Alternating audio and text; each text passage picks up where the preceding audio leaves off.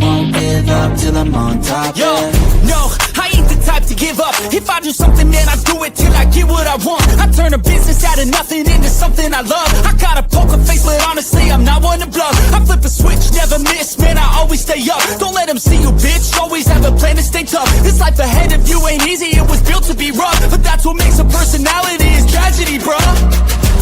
So keep your head on your shoulders. Now we ain't out here moving rocks, we out here moving boulders. Now we ain't getting posterized, we out here making posters. And we ain't got nothing to hide, we move forward like soldiers. What up, what up, what up? Welcome in here to Pregaming on the Sports Money Network. I'm your boy Mikey Money, here to talk to you guys about this evening's betting action. We've got the NHL in play and just a couple of days left in the old stretches of the ice out there. We got some updates on some teams, some information you're going to need to know as you finish out the last week and a half, 2 weeks of the season. Also, we've got some more MLB action. If you missed the show earlier today, I don't know what you're doing. You got to get out there and catch it live, man, especially when we've got later night games, because I don't want to be redundant. Not going to cover it as much. Couple spots I wanted to add in here, though. And specifically as it relates to the player props. A couple player props out there for you guys here. We've got, I think it's 2 in Major League Baseball today. That's it. Just a big bomb and a smaller spot. Well, it's not really a smaller spot. Just kind of like a minus 115, right? Something like that. Something like that in the player prop market. I'm just done with the NBA. I'm going to talk about 2 spots that I played today, but I can't stand these 16.5, 17.5 spreads. And it's beyond words now with regards to waiting on the injury reports. I mean, we're in-game bullshittery. So I'll share 2 thoughts and opinions on the NBA before we wrap it up with the sharp, respected betting information to get you guys going here for March 31st, the last day of the month. 25% of the month is behind us. It's unbelievable. Unbelievable. I was out and about, so I did not get back until super late last night. I was out of town for the weekend, so I missed giving you guys some action on Monday. But if you did join me over at Winnable, I want to say thank you for supporting me. And in turn, I sent you bunch of winners. We cashed 2-1 in the Major League Baseball. We had the under 10 runs in the Kansas Minnesota game. Easy under. We cashed the Cincinnati Reds against the Pirates. We did not cash the under 8 in the Miami White Sox game. So we had 2-1 there. We went 2-1 in the NHL. We got the Vegas Knights minus 1.5. We got the Pittsburgh Penguins over 6, but we lost the St. Louis Blues. And I think we went 1-2 in the NBA. Celtics blew it. They did not smash Nasty Nate, nor did the Wizards. They got thumped up real good. So that's the way it went, you guys, for yesterday's action. As I said, I appreciate you guys if you do take the opportunity to join me over on the Win Club.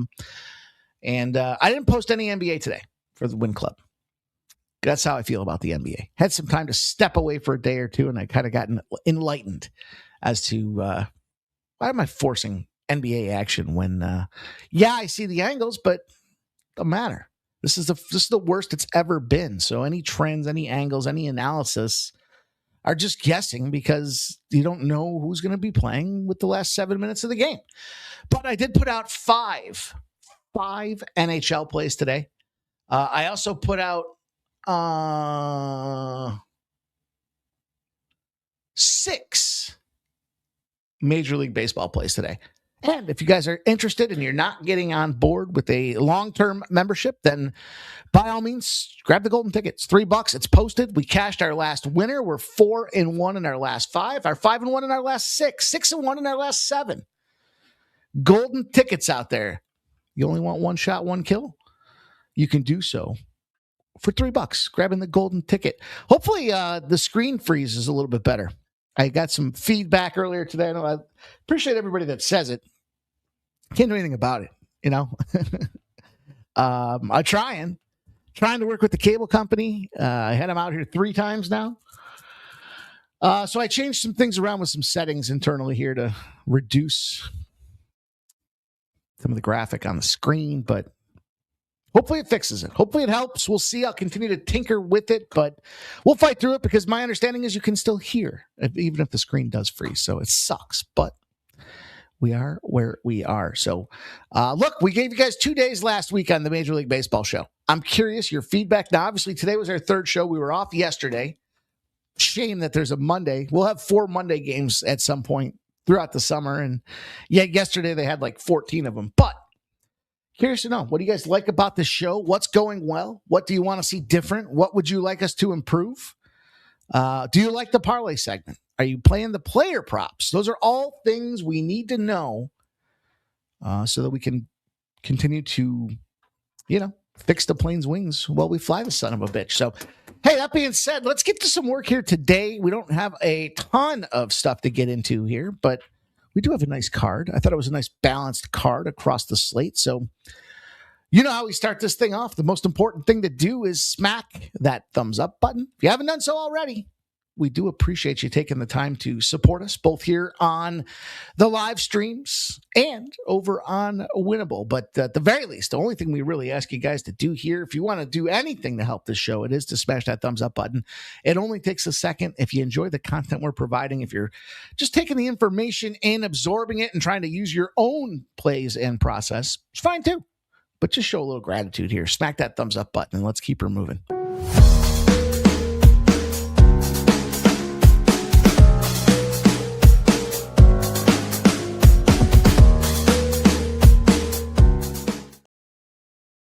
Yep.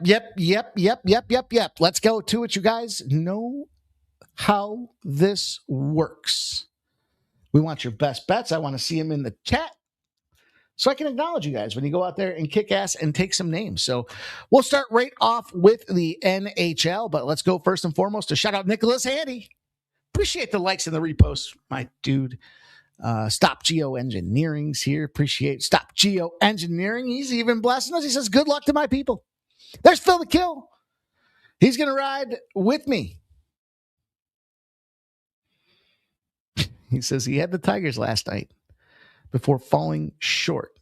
Getting it back today. Papa Ricky, what up? He likes the Philly parlay. Flyers, Penguins, Pirates, get that cash. What about the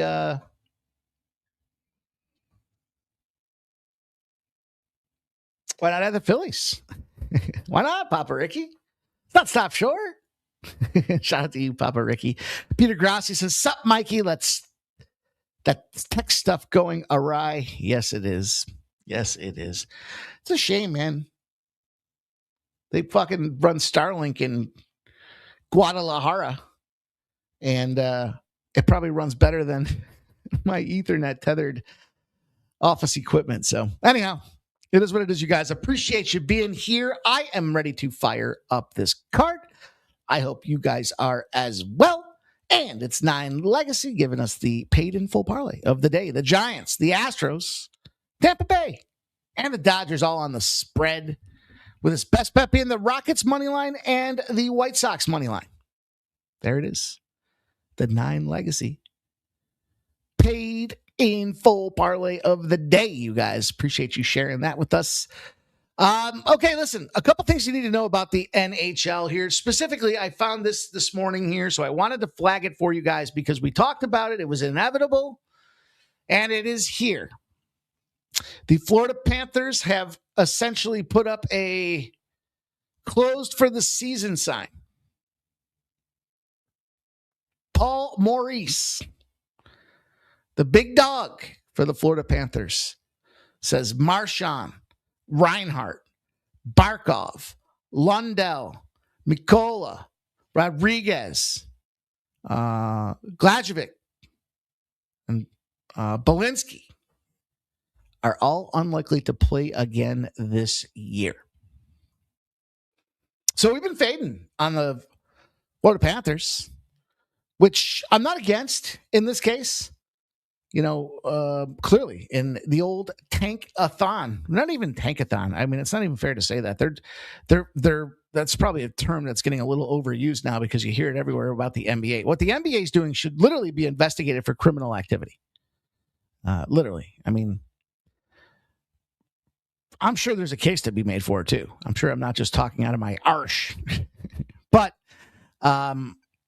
look, they made the Stanley Cup Finals, 3 years, 4 years out of 5 or something crazy like that. I mean, look, it ain't easy being cheesy. Certainly ain't easy going out there winning on a regular basis and playing that deep every year as well. So you've heard me talk about that before. Where I was looking at with this game, though, I get the Senators, and they've been playing pretty well. I took the under 6.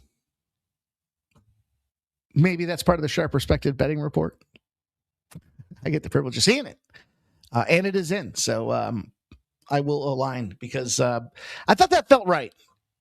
Some young guys, they're going to still play defense. They're just going to lose a ton of talent on the offense and special teams. So I also messed up my arm this weekend. It has been fucking sore. Just tell you that. That's why I see people looking to bet on Max Scherzer. And I'm like, dude, the guy's my age. I hurt my arm riding a fucking jet ski or a snowmobile this weekend. Actually, I heard it a long time ago, but it still hurts. Actually hurts worse. And you're going to go put hard-earned money on Max Scherzer. Anyways, let's not cross-tangle these sports here. The play for me is the under. This is a lower-scoring affair for the Senators and Panthers. It's probably like a 4-1. I still think the Florida Panthers get the shit kicked out of them. But we have officially flipped the leaf here. Flipped the coin, and we don't know. We got some young guys coming in there looking to play hard. So, hey, for what it be what it is. Let's go on. Oh, man. Let's talk about the Islanders and Sabres. Big game.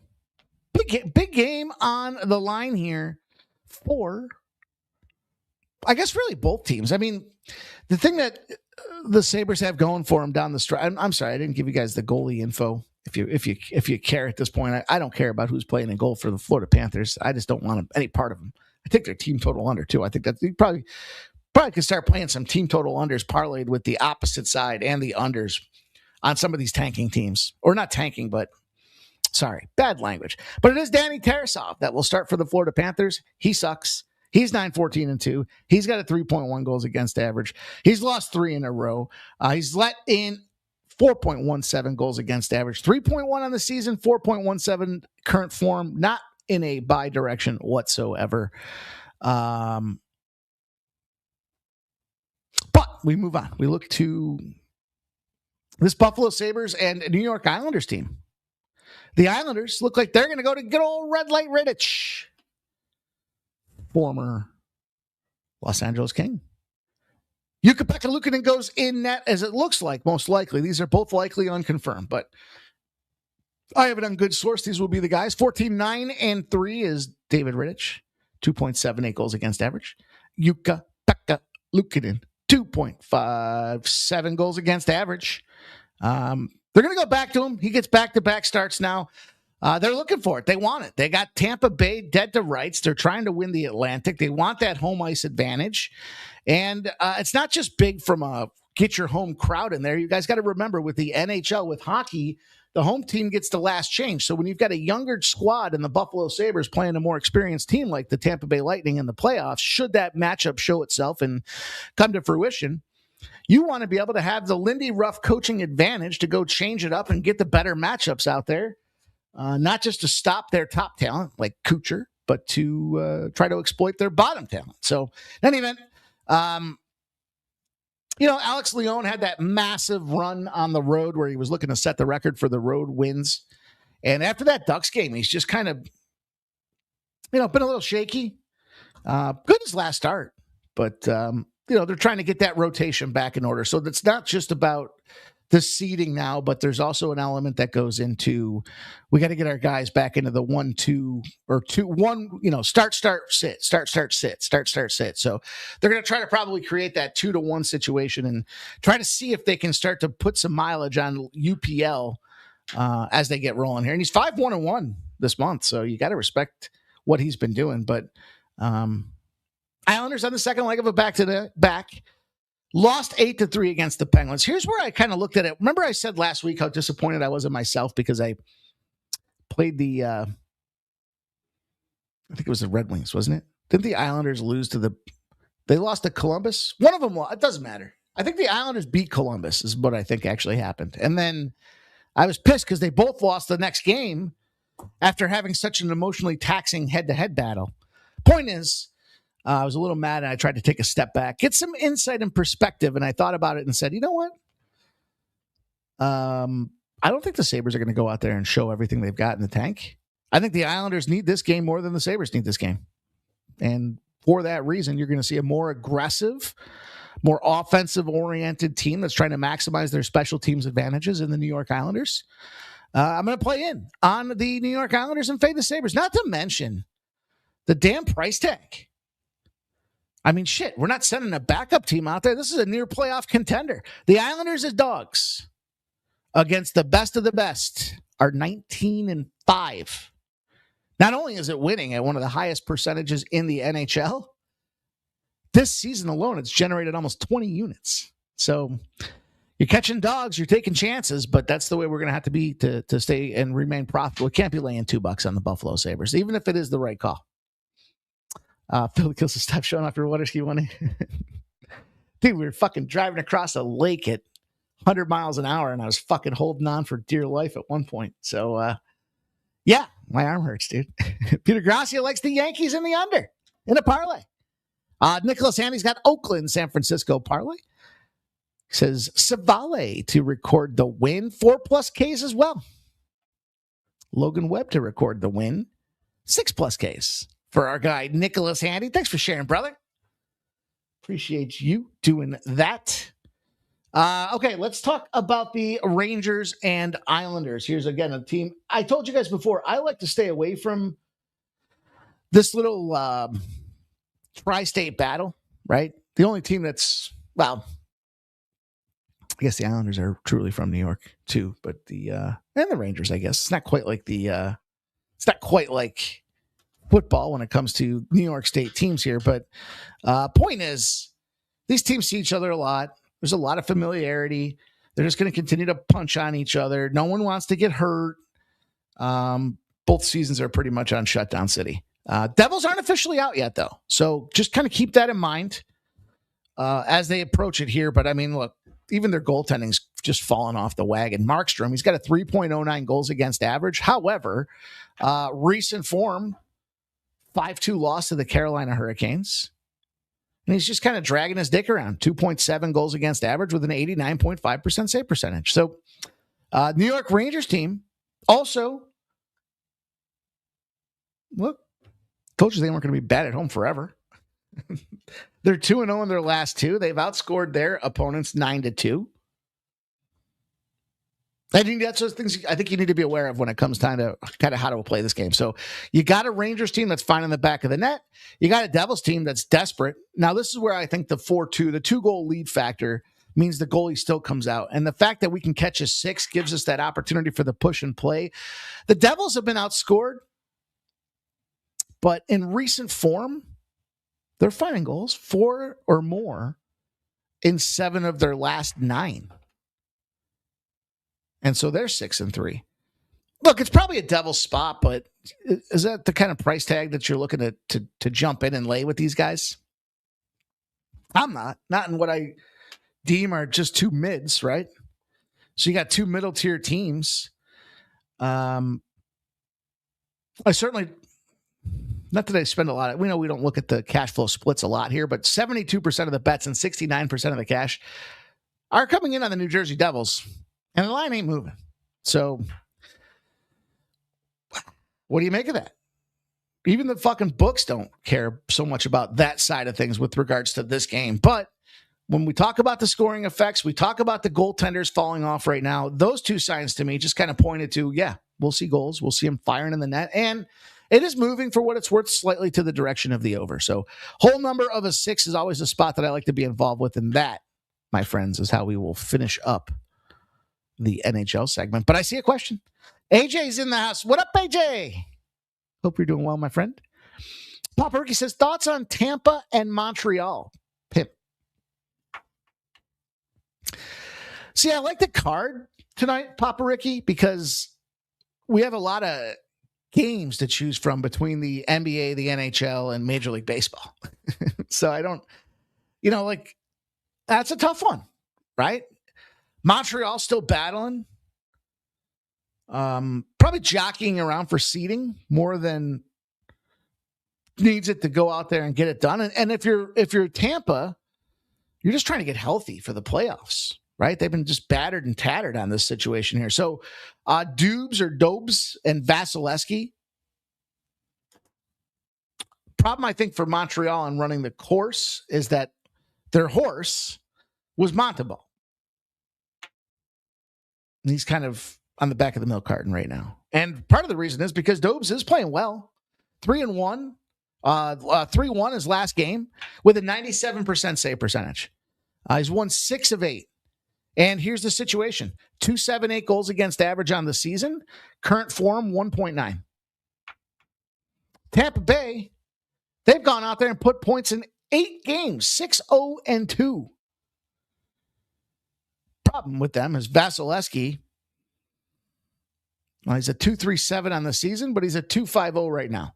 So just breaking it down, 19-8 Montreal teams outscoring their opponents with the goaltending edge, to me feels like it's got to be a Montreal spot, doesn't it?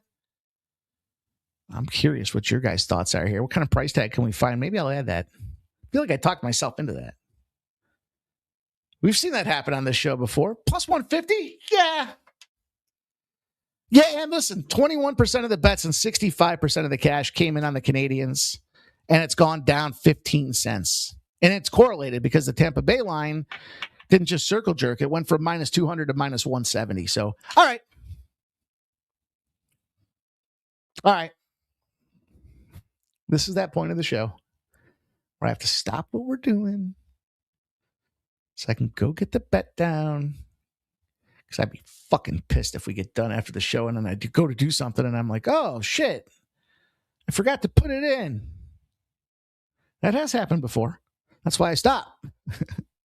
Because then I'm like, shit. I go to look at my bet slips and I know that we talked about it and then I'm looking for it and I'm like, why can't I find it? Okay. I think that's a good call. Thank you for asking me to check that one out again, Papa Ricky. He's taking Montreal as well. All right. Well, what's the word I'm looking for? We coerced ourselves into taking that spot, I guess. Is that the word I'm looking for? The White Sox and the Marlins. Let's talk some baseball, man. Baseball season is here. Kind of a good start. I mean, look, that show, you guys know the deal. If you guys are, I see you guys in the chat that are over there as well. So if you're catching on the replay or you're just catching us new here for the first time, welcome.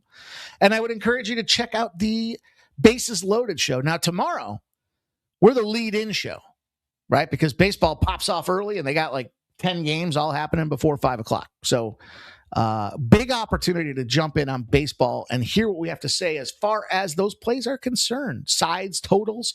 We give you guys a parlay. We give you guys props, sides, totals, thoughts, and then whether they're leans, officials, or not on every single spot. So Friday, we cashed our parlay. We went 1-1 on show parlays, which means we're up almost 4 units in little 3-leg parlays. Phil the Kill says, oh, yeah, we all been there. Remember 2 minutes after the game starts and losing. Yeah. And then I'm pissed.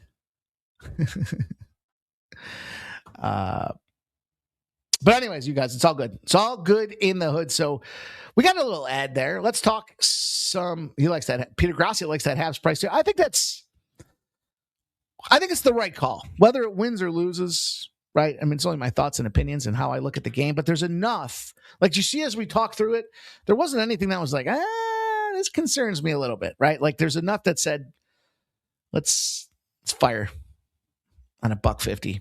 I feel like and I don't know if it's just baseball now. I feel like the number of dogs I've taken recently have just been absolutely fucking massive. Seems like they're everywhere. So, which I like. Also, I feel less, I don't like losing bets, but I feel less bad if it's a dog. You know what I mean? Does that make sense to you guys? Like, if I lost the Dodgers last night, I'd fucking borderline have to jump out the window. That was a bad play for a lot of reasons. Anyways, the White Sox and the Marlins out there, you guys can catch the full rundown for the card with my guy Shark and I doing it with you guys at noon Eastern every Monday through Friday. But the White Sox and Marlins game kind of intrigued me a little bit. And I believe it's one of the legs of the parlay, but I got to go back to the total in this game. You know, I know last night we saw, I know games operate and they're not all separate individual events. You know what I mean? Like some people will say that, but it's just not true because when teams get hot, they're fucking hot. Doesn't it seem like when the bats get hot for, the Athletics, they go off and win 12 straight games because they can't fucking miss. The ball's coming off like a underhand fucking beach ball. But then there's other times where teams get cold. And it's like, man, everybody's on a cold streak out there. Like, speaking of the Athletics, kind of feels like that right now. Now, if you're buying the Athletics, it's because you buy into that they have a talented lineup and it's just not finding a way to connect that ball to bat yet, which it's cold. It's a little sleepy, right?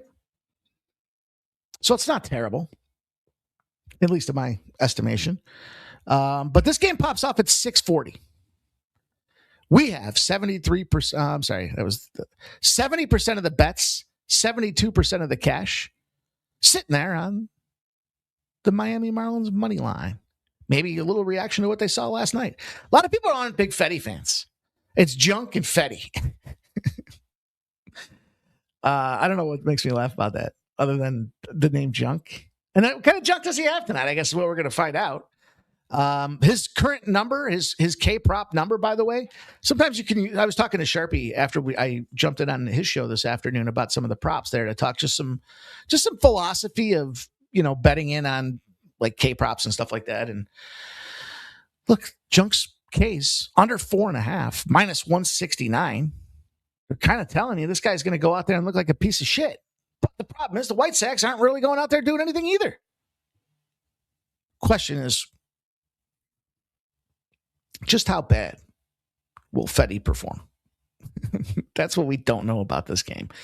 White Sox, look, found a way. Explosion. Get that dub. Man, that was, plus 124. I guess I get it. Dogs in tight line NL matchups have performed to a 8 straight winning streak. So you got to respect that as well here. Some White Sox favor. I wouldn't be on the Marlins, but I think we see that was a little one-offy, that 9-run explosion. Although I guess they had 7 runs before that, but we'll see what this White Sox team is. The White Sox on the road on Tuesdays are 43-17 to the under. That goes back 5 years. Just not strong enough bats. Right? You think about the White Sox as a whole. Every time they're fucking sellers at the deadline every single year. And that means they're giving away their good pieces. So Tuesdays would indicate to me that you're getting down the lineup. You're playing the number 2 spots. Your 2-pitcher versus their 2-pitcher is a wash, and you don't have enough bats to go out there and put the score on the board. So I like the under 8.5. Also, 83% of the bets and 83% of the cash have hit the over in this game. And we're seeing 8s. Not true 8s, because the 8's like an even money under. Under 8 is even money. But the point is, all that money's coming in on the over. And she ain't moving. So we'll take the under 8.5 in that game. Do a bad job sometimes with it. Sometimes I just get talking and I do a bad job with the timestamps there. But the Yankees and the Mariners going to be the second game on the board. Oh, man.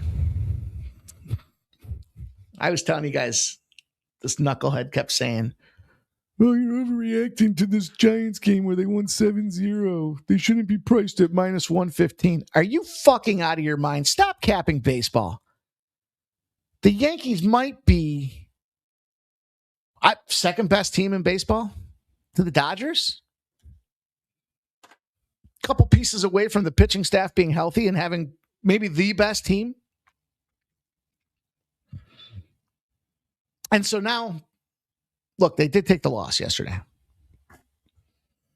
It was 2-1. I'm not going to overreact to that spot for the Yankees. You know, Max Fried and Logan Gilbert are going to go out there and dance tonight. Yankees get the privilege of starting their road trip on the West Coast so they don't have to deal with the elements. And they took it to the Giants. So you got to figure with 13-1 was the final in that Giants series for 3 games. Like 2-1. Add travel, and it looked fucking miserable there last night. I got home late, and I was watching some of the highlights, and towards the end, it was one of the last games on. So I'm watching it, and I'm like, it's cold. Dudes look checked out. Bad spot. But I think with this pitching matchup here, you've got the opportunity to step on this under as well. Now, I told you guys on the show with Shark this morning. That's a tough one. My friend Shark, my friend Sharpie. Sharpie. I got to get that right. We're only a couple days into baseball, but there's a lot of wind blowing out tonight across the universe here. It seems like so. Unders are got to be selective. I thought there were some spots, though, and I think this is one of them where you just look at this game and see, where's the advantage lie? Well, I think just playing the elements in Seattle in the Northeast this time of year, cold, dreary, miserable, rainy. Going to see like low 50s. No rain projected, but the single-digit wind. Problem I got with this game across the board here is if you let's look at this Seattle Mariners, for example. Only one guy has really any measured success against Max Fried. And Max Fried's been doing it forever, right? Robles, 26 at-bats, 9 hits. But even then, with a 346 batting average, he's only driven in 1 run. So low scoring from the Seattle side of things. Then you look on the other side of things and, surprise, surprise, there's 3 guys that have runs driven in for the Yankees against Logan Gilbert. And I know this is historical. This is aggregate. This isn't immediate. But Giancarlo Stanton hits a 250, drove in 3 runs against him. Jazz Chisholm hits a 286. He drove in 2 runs against him. And then you got Cody Bellinger. He's the third tripod of the third leg of the stool. Yeah, he hits a 600, but he's only driven in 1 run, and he hasn't done shit this year. So, literally, I'm not even sure if he's shit this year, but 6 runs, 3 dudes. 1 run really on the Seattle side of things is enough for me to say that I just don't see how this game gets there, man. What are we talking about? Now, some say Edgar Martinez has that magic something, but game 2 unders, if game 1 was low scoring, tends to dictate the pace. 130 and 84 to the under in those spots out there.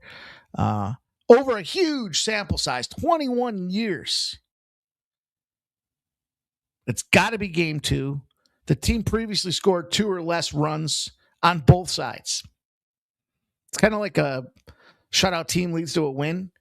When these teams can't cross their team totals, no reason to suspect that doesn't change. And that is why I said games, while operating in a silo, yesterday doesn't affect today, but it does to some degree when you think about not player performance as much as just results in scoring. And so if you expand your horizon to start recognizing that, you're open to the fact that, you should account for, I said this before, 3 to 5 games, just like we do with goalies, just like we do with hockey. Season whole. Now, obviously, we don't have a ton of data right now for baseball, so we have to kind of keep that in mind. Peter Grassi says Yankees are loaded for sure. He's looking forward to fading the Yankees in the postseason, as long as Boone's still there. But I cash a lot of Yankees tickets in the regular season, especially at minus 105s and minus 110s. But we're going to go official with the under. In this spot, I got the under 7 runs. And I paid minus 115 over at Caesars for it as well. So keep those books in mind, you guys. Now, listen, some of you guys, if you can't find whole numbers, right? Some of these, like DraftKings is not so much in baseball now, but some of these books have moved away from the half numbers because they want somebody to win or lose, right? So you might have to kind of create an alternate run line yourself if you can't find whole numbers. And so you would do that just like you use the -1 calculator. If you want 7, for example, let me load in 6.5, let me load in 7.5, and then that's going to give you a blended average of 7. So DM me if you got questions about that kind of stuff. I'm happy to assist you guys, my friends, my family. All big family here trying to get that cash together. Let's keep her moving. So I already broke down the full baseball card. So I added a couple spots that I wanted to share with you guys. I went into the old player prop market. And again, I want to hear if you guys are getting involved with these because, we have been fortunate to be cashing some of these spots. And it's a different setup. I've shared with you guys the philosophy around the bankroll, kind of a different bankroll for some of these too. Different bankroll, meaning like the unit size is different. Play more player props. I went back and explained that to everybody before. I'm happy to do it again if that's what you guys are looking to hear about. But player props in this marketplace, just a couple simple little pops. Sorry, saw something coming through. Speaking of player props, I'll give you the big bomber. I went to Ian Happ. I talked about him today earlier in the RBI game. The line's all over the place. There's plus 215s out there, though. That's the most important thing that I think you need to know out there. I grabbed it at Bet Rivers. And the reason I like Ian Happ is he's leading the Cubs right now in home runs and RBIs. They got a ton of dudes like Bush in front of them that are putting, bat to ball and getting on base. So he's got plenty of opportunity to drive them in. And the biggest component is batting technique. Guy likes to hit the sinkers. And he's playing against a pitcher that likes to fire the old sinker out there. So this is a good matchup, although I don't know that the Cubs kind of find a way to pull out the win. I like Suriano and what he did last week, obviously against Houston. He showed his stuff. He shut him down, shut him out. Tyone, what do we see from him? That time will tell. Massive wind coming in, so that obviously changes things a little bit as well. But to me, it's just more of that opportunity. Switch hitter, the sinker ball, and Suriano throws the sinker half the time. That's where Happ killed it last year. His OBA was 530 against that particular pitch. So I like this guy. I love the price tag at plus 215. I also jumped in and took a player prop in Brandon Woodruff. Now, this one's probably not popular. I'll admit it. But I went with this under 5.5 strikeouts. I don't believe in Milwaukee Brewers. Not now. I mean, they had a phenomenal season last year. Remember how they started? All the way up to the All-Star break, and then even a little bit through. Remember going into the All-Star break, they were going down like 6 games to the Cubs. They were 6 games behind the Cubs with maybe I don't recall the specifics, 2 weeks going in. They had 2 weeks. All of a sudden you get into the All-Star break and they're like a half a game behind, or were they even a game up? With the law of averages, that ain't happening again. Right? Now they can go out there and have themselves a fine time doing it, but I just believe in the AL East out of the division. They beat up on teams. I think Tampa's, you got the wind blowing in. Maybe that is a little bit of a pitching advantage. I just didn't like the preseason that we saw out of Woodruff. And I think that's going to come back to haunt him here today. You look at what he's doing out there, and he's not getting any younger. I don't know. I just don't believe in this guy right now. Right now, in this form. I think this team 3-1, they got hot at the right time. And they got a hell of a bat. They got a hell of a staff with Mizorowski. We got that Mizorowski to catch the win spot out there. But, I just look at more of the fact that you look at the time. First of all, Yandy Diaz is a fucking piss missile machine, right? Second, you look at the fact that McClanahan, who's been injured doing everything from cutting his lawn to getting out of the shower for the last 4 years, probably going to get a little bit of the team to surround him and get behind him here. So lots of pitch to contact. But, as far as the career versus Woodruff, not everybody's seen him, and Woodruff has mowed everybody down here. But I saw the line movement against this 5.5 Ks today. It popped up on the dashboard as high opportunity, low success rate out there. So that's why I like this player prop here. Give me a little player prop. Brandon Woodruff under 5.5 strikeouts. Let's talk some NBA. What do you say? You guys heard my opinion. I don't need to continue to rail on the spot, but you've heard it. I agree today. I mean, look, the Magic had their worst loss of the season. They come back into this thing in their favorite. That should be a red flag.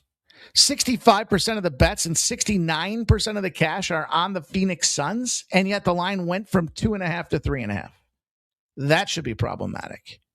Then you look down the line here and you see, the teams who lose by more than 28 points the previous game are 145 and 84. So if that doesn't scream zigzag, I mean, that, you hear a lot of people saying it like, oh, they should have motivation after taking their worst loss in their franchise history. Well, it's true.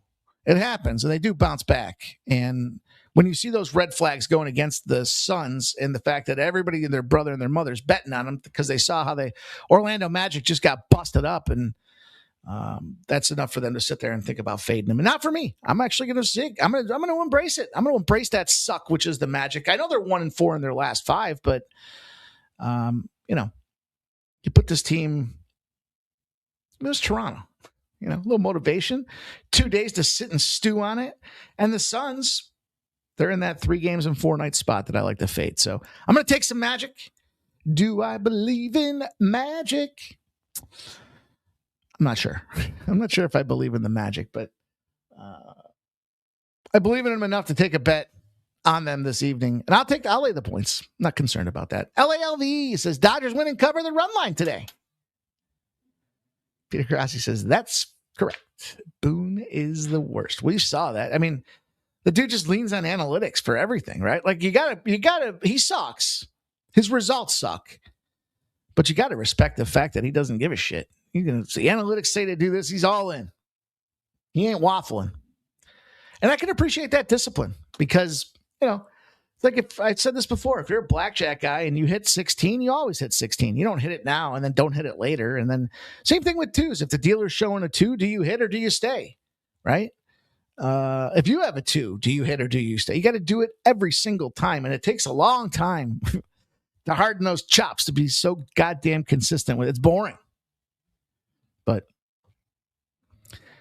that's how over time the averages say. And so fading him because he sucks, that's a tricky situation because the averages would suggest that if they do get to the postseason, that pendulum that I talk about with law of averages, law of large numbers should swing back the other way. I'm going to play in on the Lakers. I took them on the money line in this game against the Cavaliers. I can't get the Cavaliers right, man.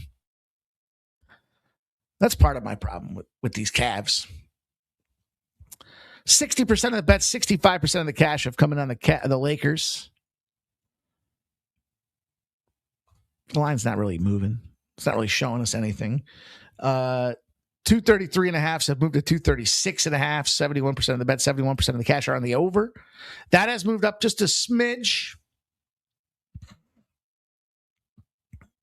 I just don't know how we see Cavaliers bounce. How the ball bounces for these fellas here. 4-1 in their last 5, and he was sitting there saying, well, how can you shit on this team? I don't know. I obviously missed the memo, but damn it if the Lakers aren't just on fire right now. And home favorites on a winning streak with no rest. So the second leg of the back-to-back that everybody thinks is a fade spot shows you just how wrong those people are. Foolish. Dummies. 17-3-1.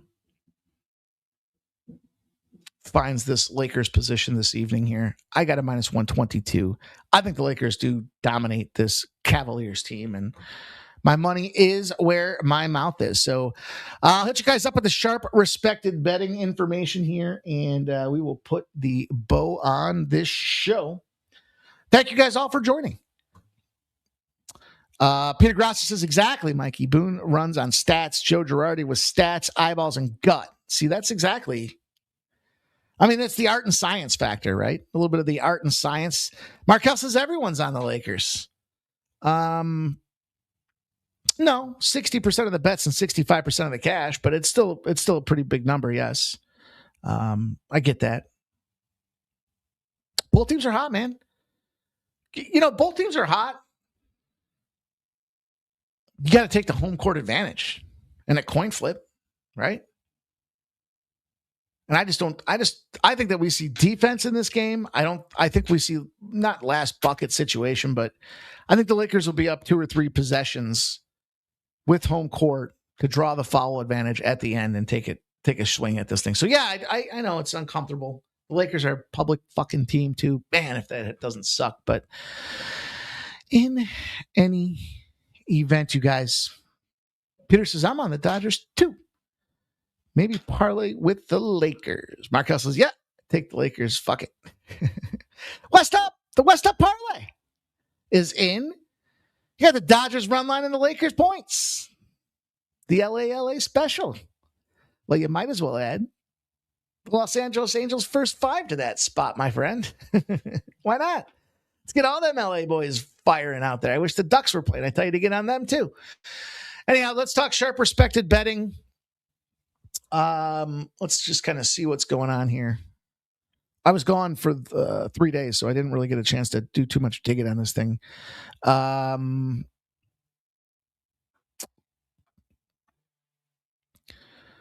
like the Phoenix, the Phoenix Suns on the side here this evening, plus 1.5. They took the under in that Clippers and Portland game. I don't doubt that move. I think that's probably a pretty sharp looking feller. Clippers, Portland under in the NBA. In the NHL, just rapid fire for you guys. The Red Wings, the Blackhawks, the Oilers, all 3 took big, sharp bets. The under 6.5 in Dallas and Boston. And the under 5.5 in Ottawa and Florida round out the totals. They got a big card here in the NHL tonight. I told you, this is what you see. The Sharps bet the NHL like they bet the WNBA. You don't see as much public interference or influence in these numbers. And then as they get down to it and the picture becomes clear, they fucking fire. There's the under 5.5 on the Ottawa, Florida side of things there. I got the 6. Now the 5.5 is plus 115. So plus money. But nonetheless, if that's a 4-2, you're going to be pissed you didn't go out there and spend an extra nickel. And let's see, Major League Baseball. They're having a tremendous start in Major League Baseball. One I have not seen in a minute. Sides, so-so. Totals, smashing, cashing. Toronto Blue Jays, the San Diego Padres, and the St. Louis Cardinals round out the sharp sides of the Major League Baseball schedule. The totals, the White Sox under 8.5, Tampa Bay, Milwaukee under 7.5, the Yankees in Seattle under 7, and Detroit and Arizona under 9.5. That's the sharp respected. The sides receiving the most sharp action from respected bettors. Now you have it. Now you know. Shout out to Marty Riggs, likes the Texas Baltimore Nerfy. West up, baby. Appreciate all you guys, man. Have yourselves a glorious Tuesday, March 31st. Tomorrow we start a new month, new goals, new challenges. But it ain't new here at Sports Money, man. We're going to keep firing away, doing what we do. I'll be back at 12 o'clock to talk Major League Baseball for your lead-in to that afternoon getaway day. Good luck to everybody. Have a great evening on behalf of the Sports Money crew.